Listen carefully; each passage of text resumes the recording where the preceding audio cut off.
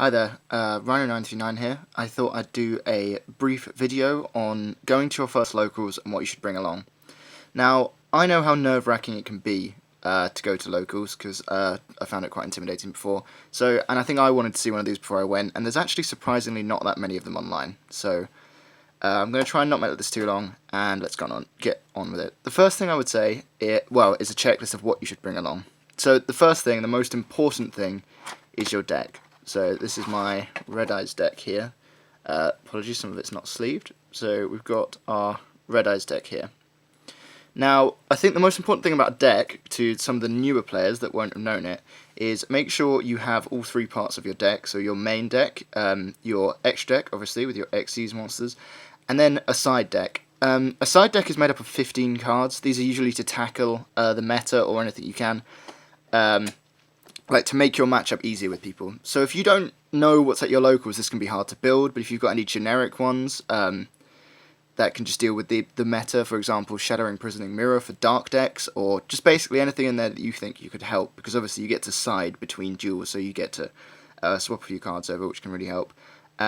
Make sure you bring that. I think going without a side deck is really difficult, and not something I'll advise doing. The next thing I'd say remember is a playmat. Now, you don't have to have a playmat, but I think that, I would prefer one, because obviously the tables there are sometimes dirty and things like that, and if I were you, I would rather keep my cards protected. So a playmat is a nice idea. It doesn't have to be one of these nicer playmats.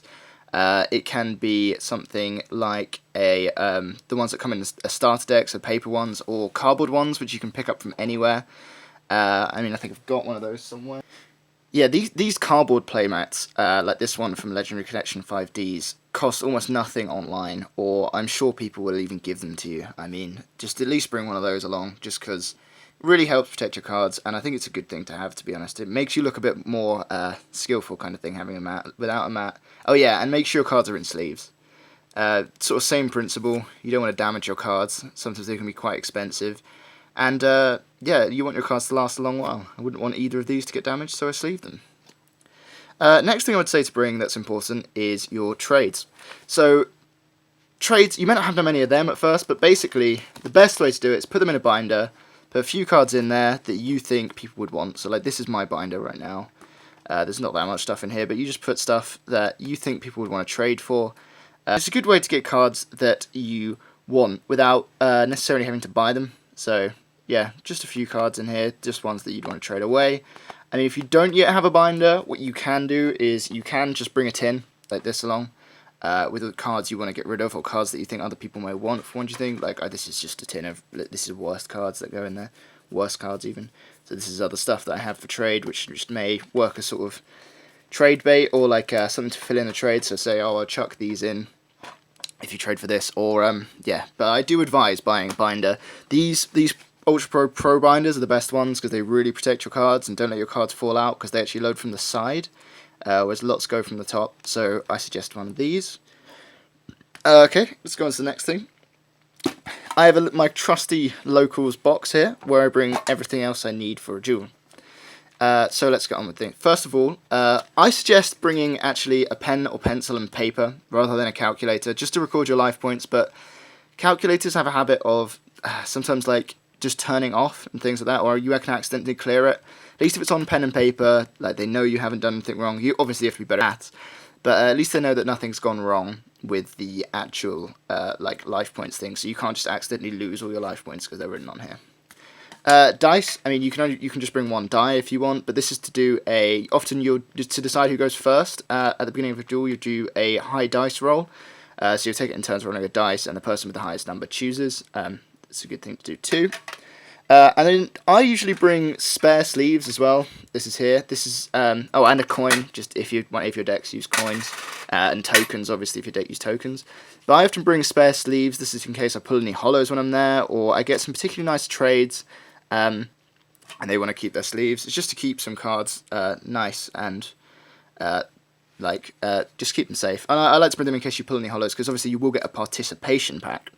Which sort of brings me on to the main part of this video, is what actually happens when you get there.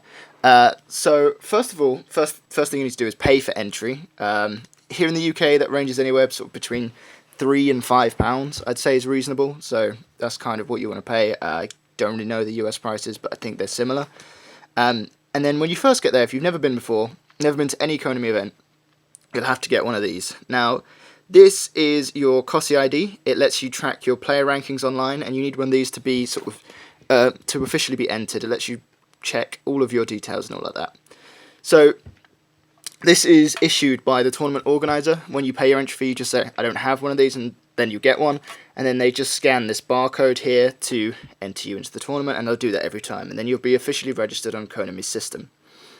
There's usually sort of 4 or so rounds, or at least at my locals. So you don't get to play everyone, you just play a few people.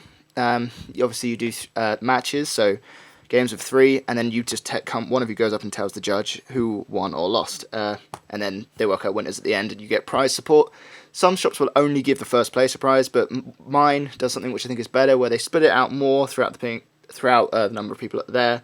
So say if you still come 6th or 7th, you can still get some pretty decent, like, a few packs, which I think is good.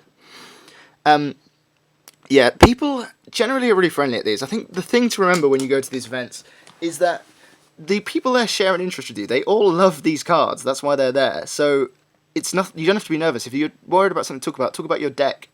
If you're new to the game as well, people are really helpful. I mean, they are likely to give you cards if you need cards that you don't have. If they're cheap cards and things like that, they help you improve your deck. And ask people what they think, how they'd advise you to do it. Someone who seems like a good player.